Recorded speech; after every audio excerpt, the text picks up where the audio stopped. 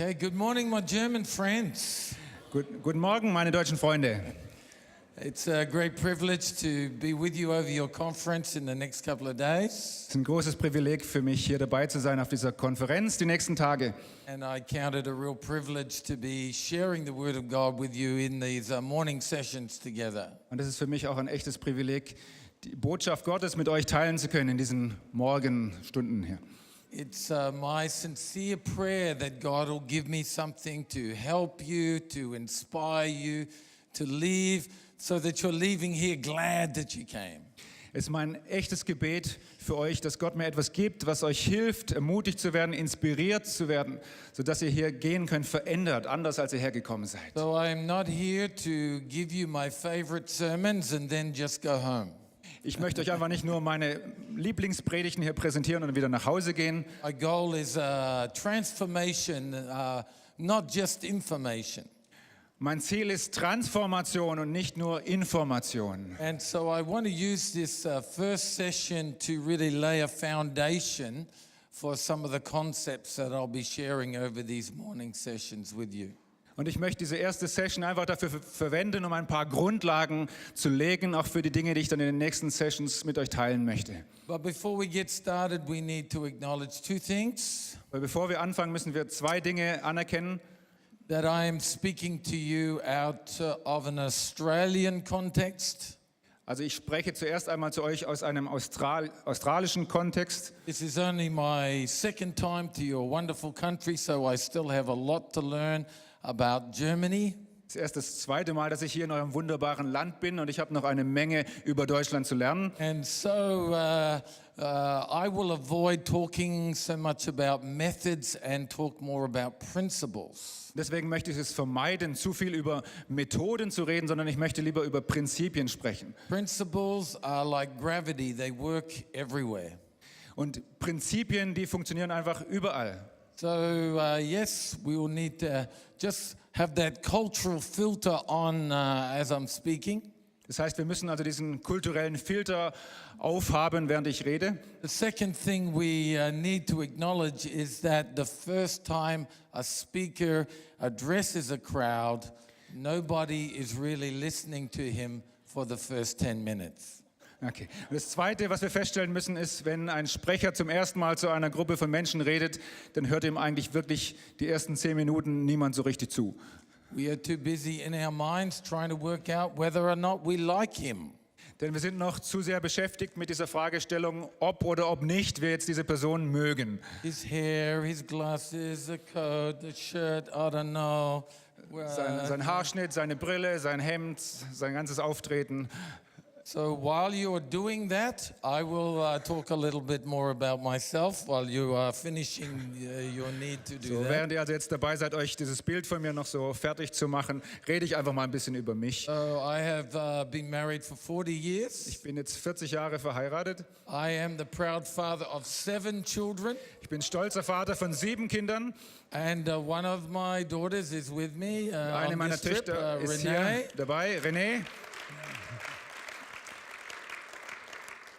Her name is Renee, and we are told that I gave her the male spelling of the word Renee in German. So I do apologize to my daughter that it is spelled in the masculine instead of the feminine. I'm Der Name sorry. ist René und ich musste leider feststellen, dass ich ihr die falsche Schreibweise des Wortes gegeben habe, nämlich die männliche, so hier wenigstens nach deutschen Sichtpunkt, und ich entschuldige mich dafür. So here is some of my story. I was not raised in a Christian home. Hier ist ein bisschen was von meiner Geschichte. Ich bin nicht in einem christlichen Heim aufgewachsen, in einer christlichen Familie. My father was a very heavy drinker, and so my family life was quite unhappy. So, mein Vater war ein schwerer Alkoholiker und deswegen war unser Familienleben auch nicht sehr glücklich. So I left home when I was 17, and I drifted into a hippie style lifestyle. Als ich 17 war, bin ich von zu Hause weg und bin so in einen Hippie-Lebensstil so reingerutscht. The main thing I miss about that is the hair. That I no longer have it. Das, was ich am meisten daran vermisse, ist mein Haar. Die langen Haare, die habe ich nicht I mehr. had an amazing ponytail back Ich then. hatte It's echt all gone now. krasses Pony. Ja. alles weg. So when I was 20 years old, I met a group of converted hippies, Christian hippies called the Jesus people. Some of you Als ich know 20 them. Jahre alt war, traf ich eine Gruppe von bekehrten Hippies, christliche Hippies, die sogenannten Jesus People. And they shared the gospel with me and explained to me about Jesus. Und die haben mir die gute Nachricht erklärt und haben mir von Jesus erzählt. But like a lot of hippies, I had rejected all things organized, and organized religion was one of the things that all hippies rejected. Und wie alle Hippies war ich gegen alles, was irgendwie organisiert war. Und daher war auch organisierte Religion etwas, was ich komplett ablehnte. And I tried many Eastern styles of religion and thought, so I thought I would also try Jesus. Und ich hatte schon verschiedene östliche Religionen und Denkweisen ausprobiert. Und so dachte ich mir, na gut, ich kann ja auch mal Jesus probieren. I thought I had tried all these other things. Why not also give Jesus a bit of a try? See what happens. Ich dachte, ich habe schon alles andere ausprobiert. Warum dann nicht auch ein bisschen Jesus? And so late one night, I thought I would talk to Jesus. Und spät eines Abends dachte ich mir, so ich rede jetzt mal mit It Jesus. was like knocking on the door to see if anybody was home. Es war so ein bisschen wie einfach mal an der Tür anklopfen und gucken, ob jemand zu Hause ist. And so I said, Jesus, if you are there, come into my life and change me. Und ich sagte, Jesus, wenn du da bist, wenn es dich gibt, dann komm in mein Leben und verändere mich. And immediately I felt like liquid waves of energy flowing through me from the top of my head Und so- out through the bottom of my feet, constantly flowing. Und sofort spürte ich etwas wie flüssige Wellen von Energie, die durch meinen ganzen Körper durchgerast sind, vom Kopf bis zu den Füßen. So one part of me was really enjoying this. Ein Teil von mir hat es wirklich genossen. This was better than drugs. Es war besser als Drogen. But the other part was thinking, oh no, Jesus is real. Aber die andere Seite in mir sagt, oh nein, Jesus gibt's wirklich. Now what am I going to do? Und was soll ich jetzt machen? I had no church background. I had no understanding of the Bible. Ich hatte keinen kirchlichen Hintergrund, überhaupt kein Verständnis von der Bibel. All I knew was Jesus was real. Alles, was ich jetzt wusste, war, Jesus gibt's wirklich. And so I stand before you as a converted hippie with a simple faith in Jesus Christ. Und so stehe ich heute vor euch, ein bekehrter Hippie mit einem einfachen Glauben an Jesus Christus. And yet, much to my surprise, God has used me to establish churches in small towns and large cities in Australia. Und zu meiner großen Überraschung hat Gott mich gebraucht, um verschiedene Gemeinden in kleinen Städten überall in Australien zu gründen. My current church has grown from 300 people to 4,000 people. Meine jetzige Gemeinde, in der ich diene, wuchs von 300 auf über 4.000 Menschen. And more wonderful than that, out from our church, we have planted 8 other churches. Aber noch viel besser, von unserer Gemeinde aus haben wir 8 andere Gemeinden gründen können. These are not campuses, Das sind keine Campusse, they are independent churches that we have established. das sind unabhängige Gemeinden, die wir gegründet haben. And all of them continue to relate to me in an apostolic model. Und die stehen zu mir immer noch in einer sozusagen apostolischen Beziehung. We call this a network of churches, Harvest Net. Und wir nennen dieses Netzwerk Harvest Net. And so over the last 14 years, with all of our 8 churches combined, there are 8,932 people in HarvestNet. It is Germany. You guys like that detail? It Okay. is 32. I needed to put that in there. Okay, und seit 14 Jahren sind wir jetzt mittlerweile mit diesem ganzen Gemeindenetzwerk bei 8.932 Mitgliedern. Und ich weiß, ihr seid deutsch und deswegen braucht ihr sehr detaillierte Zahlen. So it is our strategy to plant a new church every 2 years. Und unsere Strategie ist, dass wir alle 2 Jahre eine neue Gemeinde gründen. Every time we plant a church, all of the other churches in the network give people finance and resources. Wenn wir eine Gemeinde gründen, dann legen alle Gemeinden in unserem Netzwerk zusammen, um Menschen und Ressourcen und Geld zu geben dafür. So all of the church plants begin with about 50 people just from the network contributing. Das heißt, wir starten jede Gründung mit ungefähr schon mal 50 Leuten von Beginn an. So at present, we are planning to plant our 9th church before the end of the year.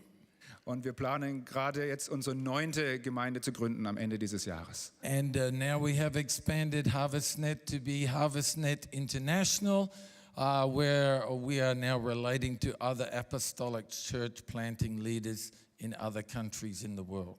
Und wir sind gerade dabei, unser HarvestNet international auch zu machen. Und wir connecten gerade mit anderen apostolischen Leitern überall auf der Welt. So I'm happy to answer any questions you may have about the HarvestNet model.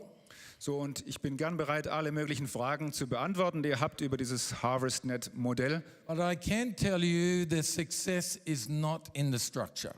Aber ich kann euch sagen, der Erfolg liegt nicht in der Struktur. The success is in the kingdom-hearted leaders who are working in the structure. Sondern der Erfolg liegt an den Leitern, die in dieser Struktur arbeiten, die ein Herz für das Königreich Gottes haben. In my opinion, you can make a bad structure work when you've got the right-hearted leaders. Ich glaube sogar, du kannst eine schlechte Struktur dazu bringen, zu funktionieren, wenn die Leiter da drin das Herz am richtigen Fleck haben. But you can't make a good structure work when you have the wrong-hearted leaders. Aber du kannst selbst eine gute Struktur nicht zum Laufen bringen, wenn deine Leiter die falsche Herzenseinstellung haben.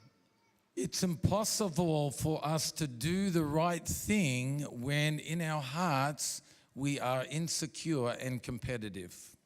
Und wir können unmöglich das Richtige tun, wenn tief in unseren Herzen wir unsicher sind oder uns mit anderen vergleichen oder wettbewerben.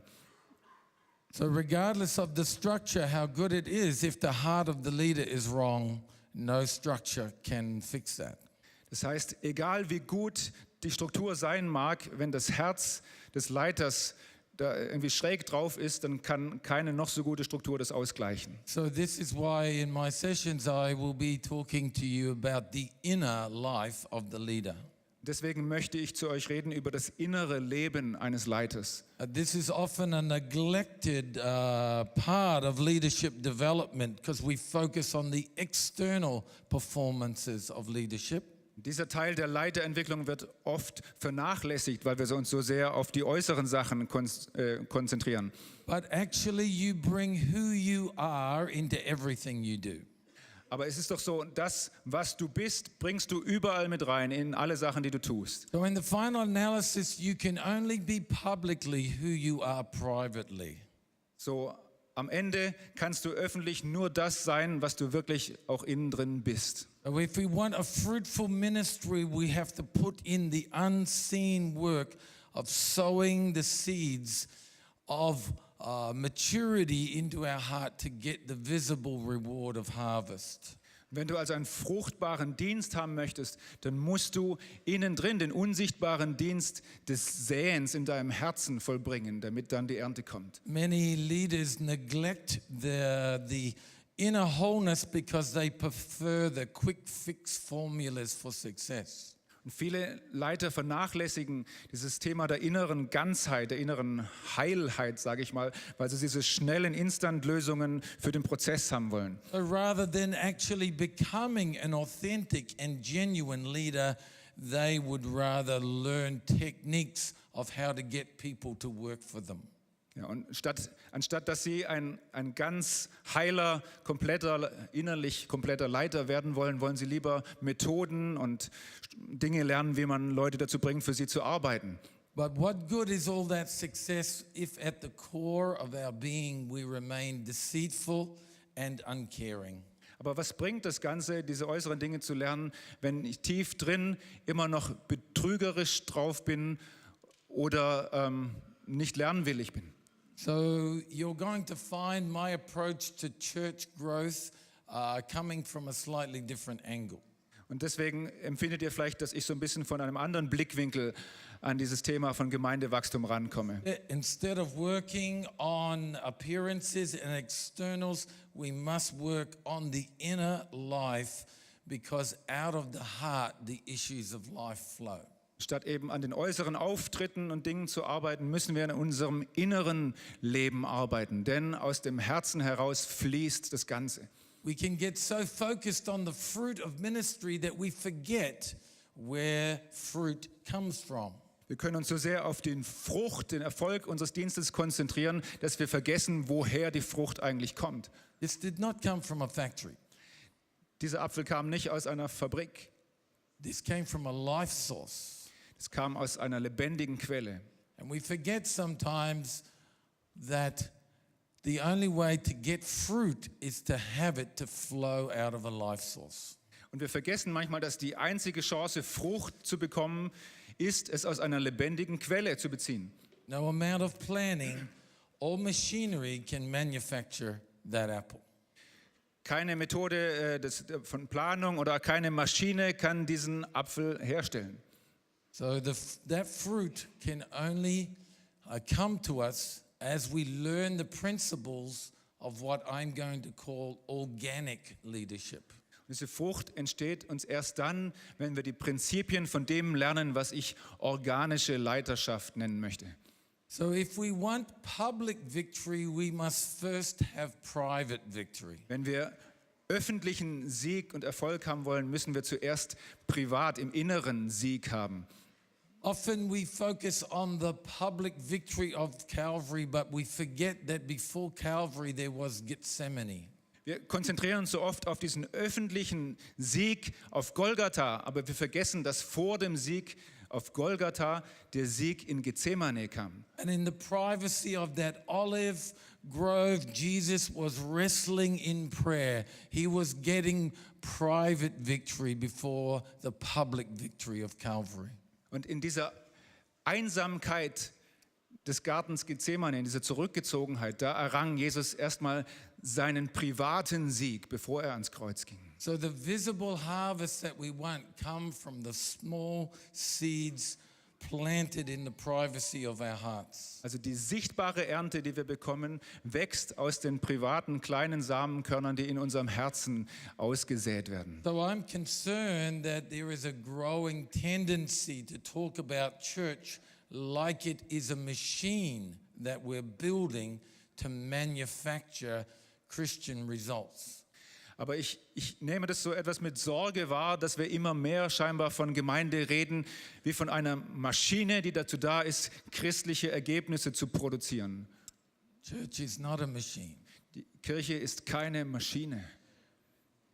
Jesus said in John 15, verse 5, In Johannes 15, Vers 5 sagt Jesus, I am the vine, you are the branches. He who abides in me and I in him bears much fruit.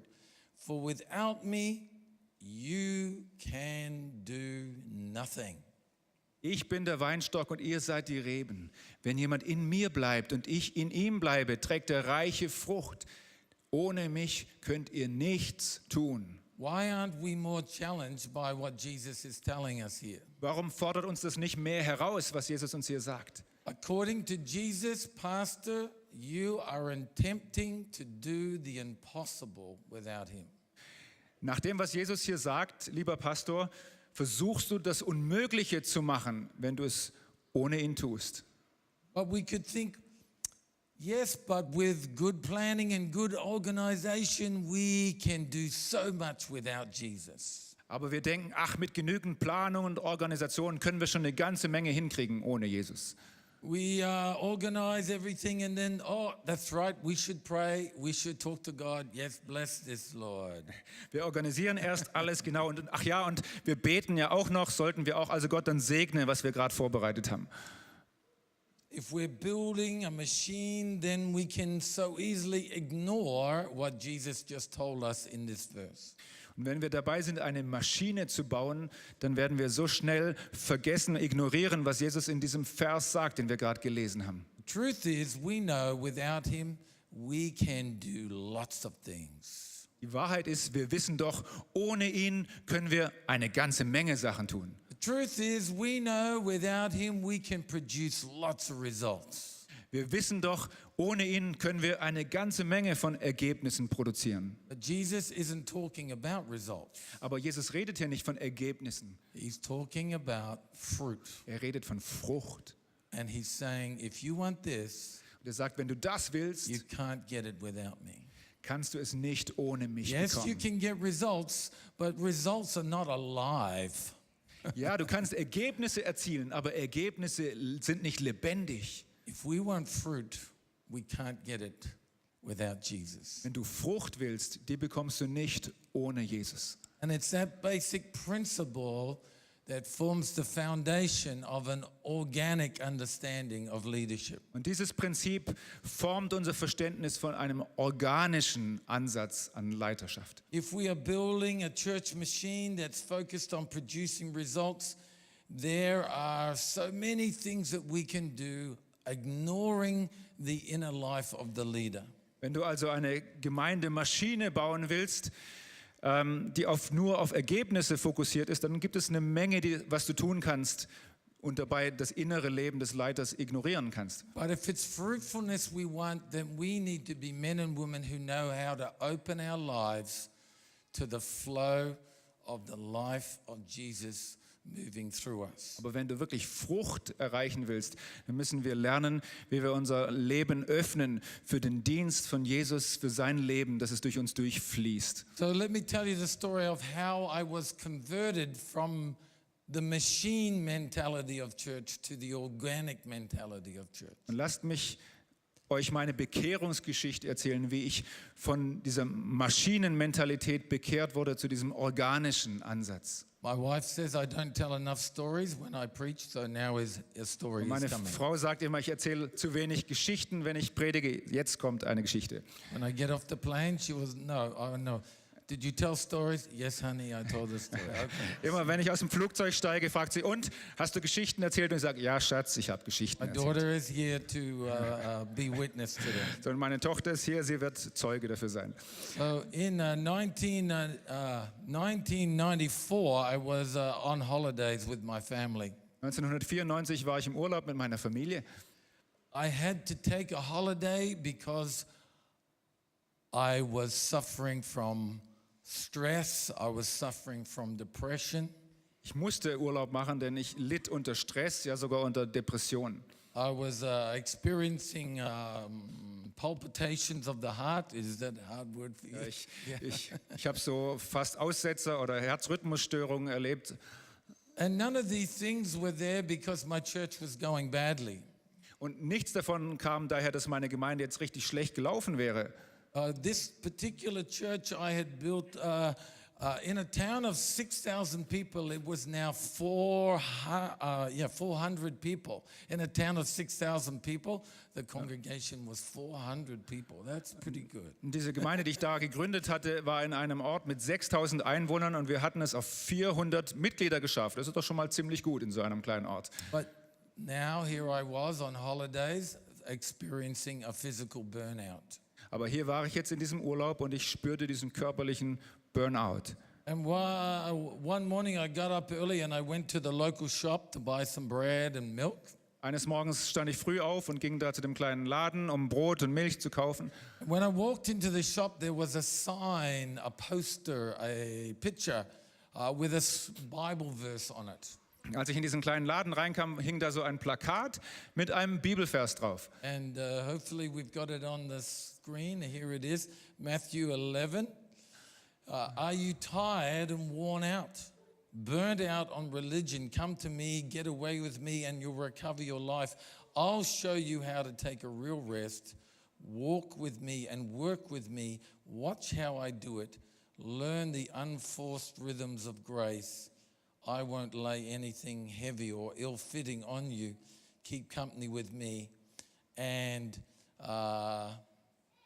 you will learn how to live freely and lightly. Habt ihr Hopefully that's in mitgelesen? German for you. Ich lese nochmal. Kommt zu mir alle, die ihr euch plagt und von eurer Last fast erdrückt werdet. Ich werde sie euch abnehmen. Nehmt mein Joch auf euch und lernt von mir, denn ich bin gütig und von Herzen demütig. So werdet ihr Ruhe finden für eure Seele. Denn das Joch, das ich euch auferlege, drückt nicht und die Last, die ich zu tragen gebe, ist leicht. So I read those words and I realized that something had gone horribly wrong in my life. Und als ich diese Worte so las, habe ich verstanden, etwas ging hier richtig, richtig schief in meinem Leben. At this stage of my ministry, I'd been in leadership for 16 years, and here I was, exhausted and under a heavy cloud of depression. Zu diesem Zeitpunkt war ich schon 16 Jahre ein Leiter gewesen und hier war ich nun richtig erschöpft und wie unter einer Wolke von Depression. And yet, according to Jesus, I was supposed to be experiencing rest. Aber nach dem, was Jesus hier sagt, sollte ich eigentlich irgendwie Ruhe erleben. So that day I left the shop seriously re-examining where I'd gone wrong. Und ich ging aus diesem Laden raus damals und habe mir ernsthaft Gedanken darüber gemacht, was läuft hier eigentlich schief. And this is where I discovered the organic style of leadership that I want to talk to you about today. Und so fing ich an, diesen organischen Stil der Leitung zu entdecken, über den ich heute reden möchte. I think one of the greatest imbalances we have in church today is the continual emphasis on what we must do for God without first establishing what He has done for us. Und eine der größten Unausgewogenheiten, die ich heute in der Kirche Jesu erlebe, ist, dass wir uns ständig auf das fokussieren, was wir für Gott tun sollten, anstatt darüber zu reden, zuerst mal, was er für uns getan hat. We put the emphasis more on what we must do to serve Jesus, what we must do to have a successful ministry without first establishing what He's done for us. Wir legen die Betonung so stark auf das, was wir tun müssen, um einen erfolgreichen Dienst zu haben, um erfolgreich zu sein, statt zuerst mal den Fokus darauf zu legen, was er getan hat. And I think it is because of this imbalance that the cruel religious struggle begins. Und ich glaube, dass es wegen dieser Unausgewogenheiten ist, dass dieser religiöse Kampf beginnt. Some of us here in this conference are sitting here exhausted Und einige von euch sitzen hier in dieser Konferenz und sind erschöpft. because it is like we are building and collecting doo-doo. Doo-doo? What's doo-doo? Doo-doo is, I got to do more prayer, I got to do more this, I got to do more Es that. ist, als wären wir dabei, ständig diese Tutus aufzusammeln. Das, was wir alles tun müssen. Mehr Gebet, mehr dieses, mehr jenes. So we're collecting all of our doo-doo, and then we stand on top of all our doo-doo, and then we feel very close to God. Wir sammeln dieses ganze To-Do ein und dann stehen wir nachher auf diesem Haufen To-Do und sagen, wir fühlen uns etwas näher bei Gott, weil wir auf diesem Haufen stehen. God, look at all my doo-doo. I now feel very close to you because look at all of this doo-doo I've done. Und wir sagen so, guck mal Gott, dieses Ganze, was ich hier alles getan habe, diese To-Dos, ich bin doch jetzt bestimmt ein bisschen näher bei dir wegen diesen ganzen Dingen, die ich getan habe, oder? But gathering that much doo-doo is exhausting. Aber dieses ganze To-Do einzusammeln, ist einfach sehr erschöpfend. And it is a demanding machine of performance that has nothing to do with the ministry of the Spirit of Jesus. Es wird zu einer Leistungsmaschine, die überhaupt nichts damit zu tun hat mit dem eigentlichen Dienst von Jesus. The picture of ministry that Jesus gave us was a branch opening itself to receive the life of His Spirit and expressing fruitfulness through it. Das Bild von Dienst, was Jesus uns gibt, ist das von einem Zweig, von einer Rebe, die sich öffnet, um vom Weinstock, von ihm die Kraft zu empfangen und dann weiterzugeben. So Jesus is pointing to something that every church minister constantly needs to be reminded of. Und Jesus erinnert hier uns an etwas, an das sich jeder Gemeindeleiter ständig erinnern sollte. The fruitfulness we are seeking is really a supernatural expression of the life of Jesus flowing through us. Die eigentliche Frucht, die wir suchen, ist ein übernatürlicher Ausdruck von dem Leben von Jesus, was durch uns durchfließt. This morning, it is meant to bring rest to your soul to realize that everything the vine has, it gives to the branches.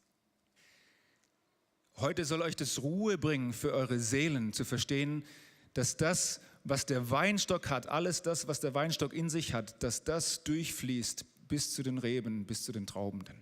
It's the vine's responsibility to bring to the branch everything it needs to be fruitful. Es ist die Verantwortung des Weinstocks, die Reben mit alledem zu versorgen, was sie brauchen.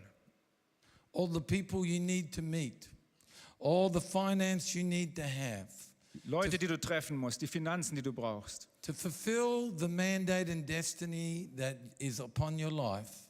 um das ausfüllen zu können, das Mandat, was Gott dir in deinem Leben gegeben hat. It's the vine's responsibility to bring to you, the branch, everything you need to be fruitful. Es ist die Verantwortung des Weinstockes, dir als Rebe das alles zu geben, was du brauchst, um Frucht bringen zu können. And because of this truth, the weakest person in this room can live the most fruitful Christian life. Und genau wegen dieser Wahrheit kann auch die schwächste Person hier im Raum ein richtig fruchtbares Leben leben.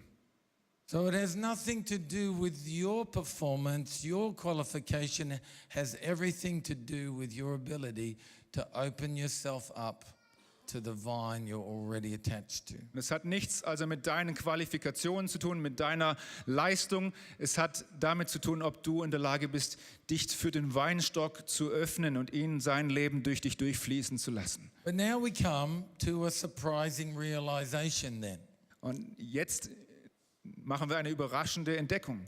In John 15, verse 5, Jesus promises to be the faithful vine to us. Johannes 15,5 verspricht Jesus, dass er der treue Weinstock für uns ist. So why is it then that we are still struggling to be fruitful? Warum haben wir denn trotzdem so oft Probleme, kämpfen damit, fruchtbar zu sein? And this is where we realize the issue is not with God, the issue is with our personal wholeness. Und dann kommen wir zu dem Punkt, wo wir erkennen, das Problem ist nicht bei Gott, sondern das Problem ist mit unserer persönlichen Heilheit, nenne ich das mal. When the disciples were struggling to do as Jesus commanded them to do, he explained to them what the problem was. Als die Jünger sich damit abmühten, das zu tun, was Jesus ihnen befohlen hatte, da erklärte er ihnen, wo das Problem lag. He said that your spirit is willing, but your flesh is weak.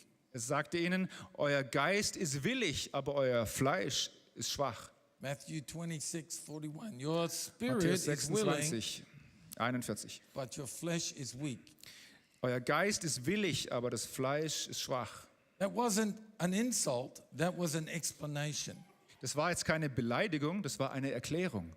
They wanted to know, how come we can't do what you're telling us to do? What is the problem, Jesus? Sie wollten wissen, Jesus, wie kommt es, dass wir es nicht hinkriegen, was du von uns möchtest? Was ist das Problem? And Jesus said, I'm not questioning the willingness of your spirit. I'm telling you that your soul is weak to do the will of God.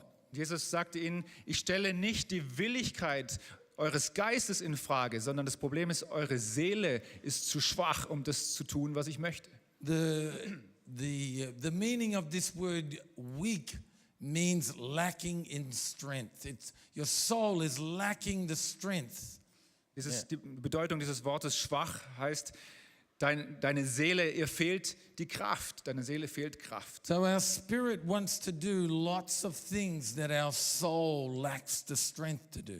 So, unser Geist möchte eine ganze Menge Dinge tun, wozu unsere Seele aber einfach die Kraft nicht hat. So often we put all the emphasis on the spirit, and yet Jesus is saying the real problem here is a lack of strength in your soul. Wir legen oft die Betonung so auf den Geist, aber das, was Jesus hier sagt, ist, das eigentliche Problem liegt in deiner Seele.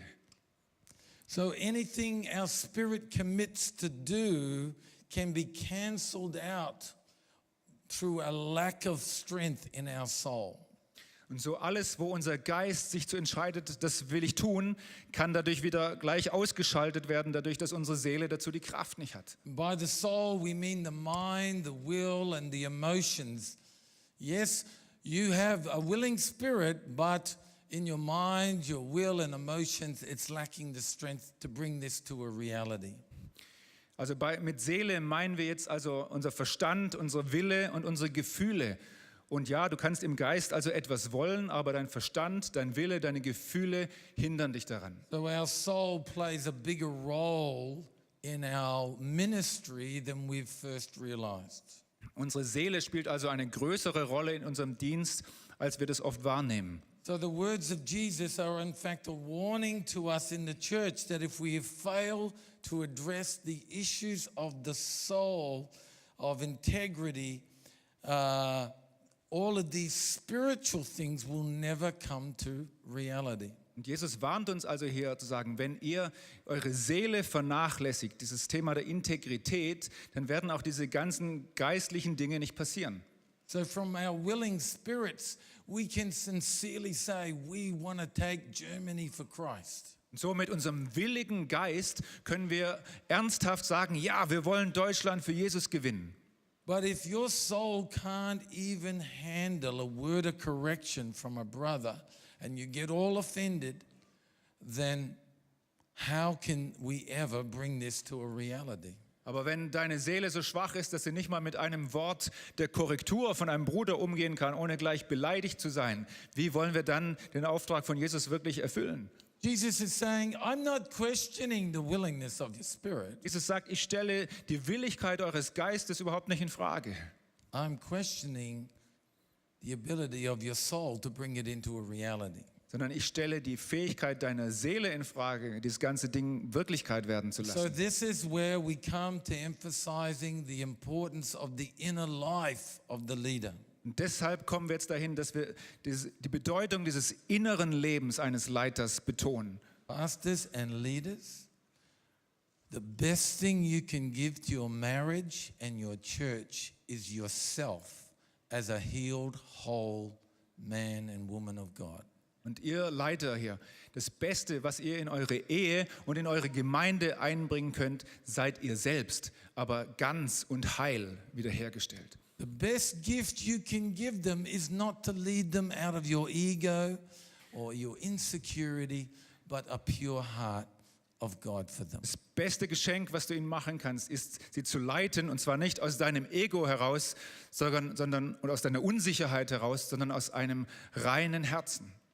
When we are leading out of our ego and insecurities, we can't give birth to this fruit. Wenn wir aus unserem Ego und aus unserer Unsicherheit heraus leiten, dann können wir keine echte Frucht bringen. Jesus pointed to the cause of our struggle. He said, your spirit is willing, but your soul is lacking in strength.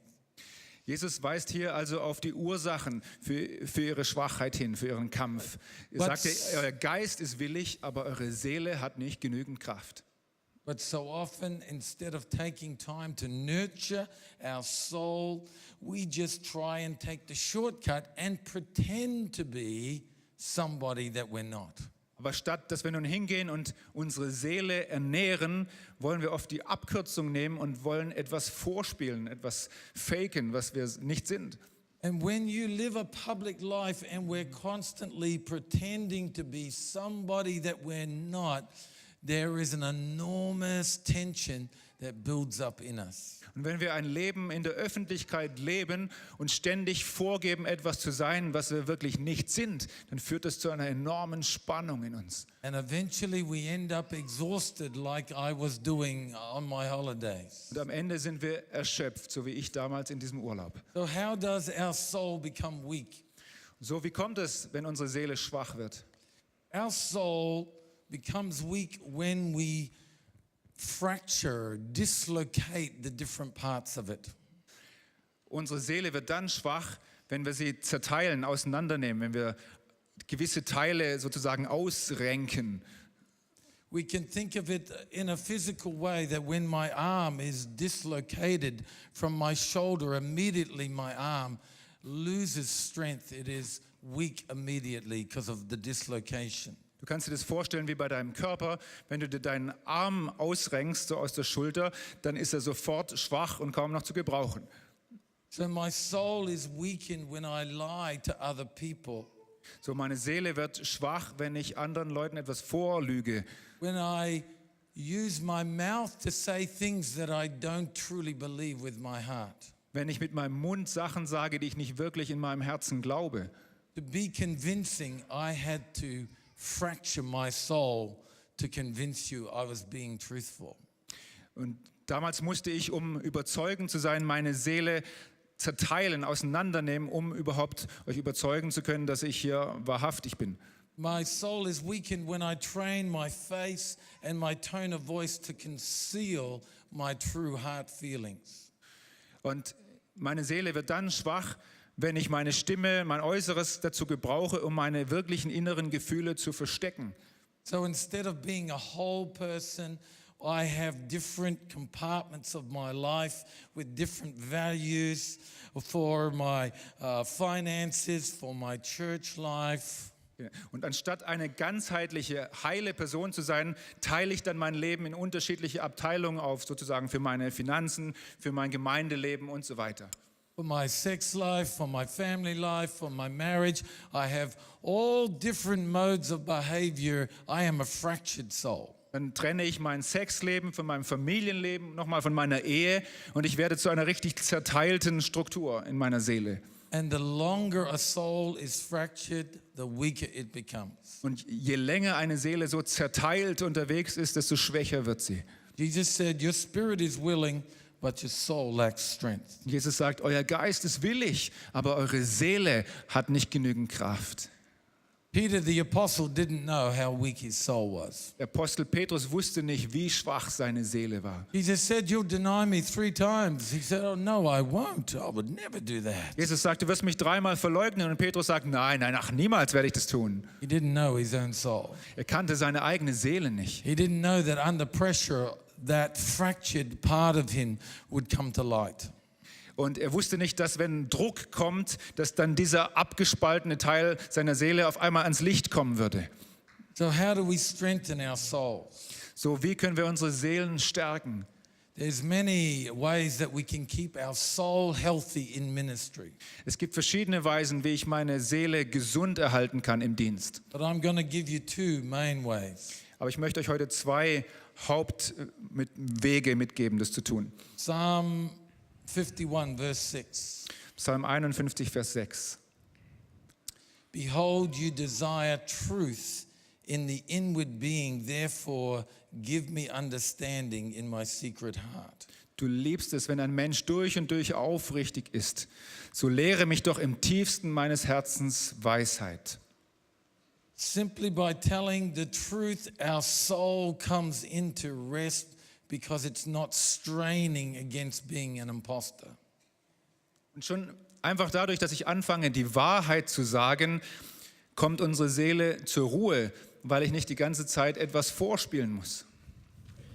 John chapter 1 says, if we confess our sin, he's faithful and just to forgive our sin and cleanse us from all unrighteousness. Und 1. Johannes 1, Vers 9 sagt, wenn wir unsere Sünden bekennen, erweist sich Gott als treu und gerecht. Er vergibt uns unsere Sünden und reinigt uns von allem Unrecht. Let me tell you something about sin and why it's so offensive to God. Lasst mich euch etwas über Sünde erzählen und warum es so sehr Gott beleidigt.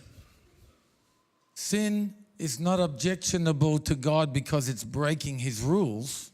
Sünde ist nicht in erster Linie Widerstand gegen Gott, weil wir seine Regeln brechen. Sin vandalizes our own soul. Sünde zerstört unsere eigene Seele. And why God finds it so offensive is he sees mankind sinning and it's like they are vandalizing their own soul. Und deswegen findet Gott es so schlimm, wenn wir sündigen, denn er sieht uns sündigen und er sieht, wie wir dadurch unsere eigene Seele kaputt machen. Let me give you an example of what I mean. Lasst mich ein Beispiel dafür geben. An example of what I mean by living in truthfulness brings alignment and strength to my life and ministry. Ein Beispiel dafür, wie Leben in Wahrhaftigkeit die Dinge in meinem Leben wieder in Ordnung bringt und Kraft und Wahrhaftigkeit bringt. Here comes another story, so my wife will be happy. So, jetzt kommt die nächste Geschichte. Meine Frau wird glücklich sein. See, over the course of this conference, I could stand up here and just tell you all the good things that are happening in my life. Ich könnte jetzt im Laufe dieser Konferenz hier stehen und euch einfach all die guten Dinge erzählen, die in meinem Leben passiert sind. And I deliberately withhold from you the areas where I'm struggling with different things. Und ganz bewusst euch die Sachen vorenthalten, wo ich mit verschiedenen Dingen am Kämpfen bin. So I am creating an illusion in your mind about who David Storer is. Und damit würde ich so eine Illusion in eurem Kopf erzeugen, wer dieser David Storer eigentlich ist. And then you leave this conference Und dann geht er hier raus and you say, I want to be like David Storer. und sagt, oh, ich möchte wie David Storer sein. And I can tell you now, Und ich kann euch jetzt schon sagen, you'll either end up living like a hypocrite or being very disappointed. dann kann ich dir sagen, du wirst entweder als Heuchler enden oder du wirst sehr enttäuscht sein. Because the David Storer I presented to you is not real, he is an illusion. In dieser David Storer, den ich euch präsentiert hätte, der wäre nicht echt, der wäre eine Illusion. And I think we do this to one another over and over again. Und ich glaube, wir tun uns das einander an, immer und immer wieder. We withhold the full truth from one another. Wir halten die ganze Wahrheit voneinander zurück. And we create an illusion about who we are. Und dadurch erzeugen wir eine Illusion darüber, wer wir eigentlich sind. I love the honesty of the Apostle Paul. Ich liebe die Ehrlichkeit von Paulus. 1 Corinthians chapter 16. 1. Korinther 16. He said, I will stay on at Ephesus until Pentecost because a great door of effective work has opened to me and there are many who oppose me. Außerdem habe ich vor, noch bis Pfingsten in Ephesus zu bleiben, denn hier haben sich mir große und vielversprechende Möglichkeiten eröffnet. Und es gibt auch zahlreiche Gegner. I love Paul's honesty. Ich liebe die Ehrlichkeit von Paulus. I love that he didn't withhold from us the whole truth. Ich liebe es, dass er nicht die ganze Wahrheit uns vorenthalten hat. I love that he didn't just say, a great door is open to me, praise God. Es gefällt mir, dass er nicht nur einfach sagt, oh, eine große Tür wurde mir aufgetan, Halleluja. I love the fact he gave us the other half and said, at the same time this door is open, there are many who oppose me. Und ich finde es toll, dass er uns auch die andere Hälfte der Wahrheit gibt und sagt, gleichzeitig gibt es aber auch echt viele Gegner. Some of us have created an illusion in our minds about what ministry is like. Und einige von uns haben so eine Illusion erzeugt in unseren Köpfen, wie Dienst aussehen würde. And we need to get real. Wir müssen wieder ehrlich werden. It's okay to say, Es ist there's a okay. great door open, Es ist okay, wenn wir sagen, wow, eine große Tür ist offen. and yet there are many who oppose me. Und trotzdem gibt es viele, die gegen mich sind. That's not wrong, that's just real. Das ist nicht falsch, das ist einfach realistisch. Wouldn't it be wonderful over the next couple of days if we had some wonderful times of prayer together?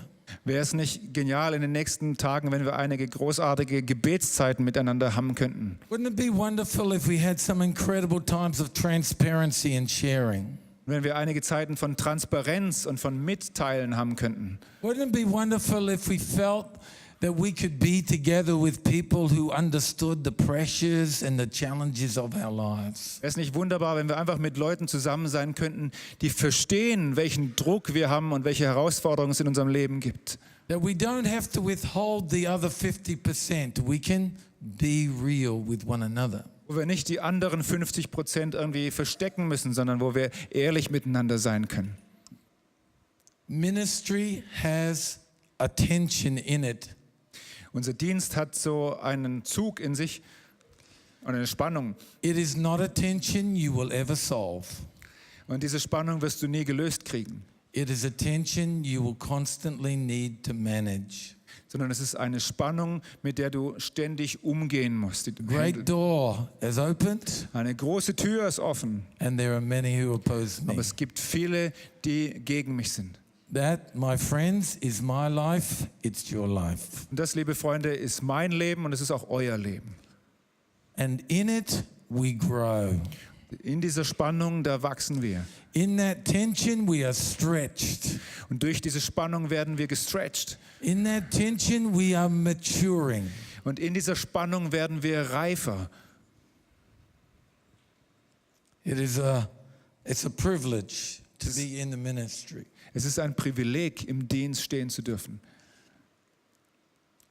Hebrews chapter 12 says, this trouble you're in isn't punishment, it's training, the normal experience of children. In Hebräer 12 heißt es, diese Herausforderungen sind keine Bestrafung, es ist ein Training, die gewöhnliche Erfahrung von Kindern.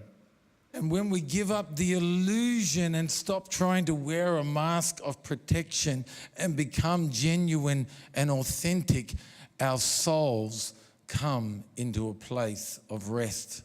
Und wenn wir diese Illusion aufgeben, wenn wir aufhören, so eine Maske voreinander zu tragen, dann kann unsere Seele an einen Ort der Ruhe finden. I said I was going to give you two things that helps us bring our soul back into wholeness. Ich hatte versprochen, euch 2 Dinge zu sagen, die uns helfen, unsere Seele wieder in eine Einheit zu bringen. One of them is wholeness, Die eine Sache ist Einheit, Ganzheit, telling the truth. die Wahrheit reden. And what else can we do to restore strength to our soul? Und was können wir noch tun, um unserer Seele Kraft wiederzugeben? We need to know how to draw from the vine, Jesus Christ. Wir müssen lernen, wie wir Energie oder Kraft aus dem Weinstock Jesus Christus ziehen können. The Lord is my shepherd, he restores my soul. Der Herr ist mein Hirte, er erquickt meine Seele. Over the next couple of days, I'll be sharing some things that I've found helpful in ministry. I'll be talking about some principles, but here's where we need to begin in this session. In den nächsten Tagen werde ich euch einige Prinzipien und Erfahrungen erzählen, die ich im Dienst gemacht habe. Aber hier ist da, wo wir anfangen müssen. Because I know if our hearts are right, Ich weiß, wenn unsere Herzen aufrichtig sind, that is a firm foundation on which so much fruitfulness can come. das ist eine feste Grundlage, auf der Frucht sich entwickeln kann und Fruchtbarkeit. The Lord is my shepherd, he restores my soul. Der Herr ist mein Hirte, er erquickt meine Seele. The word restore means to bring something back to its original function or intention. Dieses Wort erquicken oder wiederherstellen bedeutet, etwas in seine ursprüngliche Funktionalität zurückzubringen. So right now, in the remaining moments of this session, before we go any further in this conference,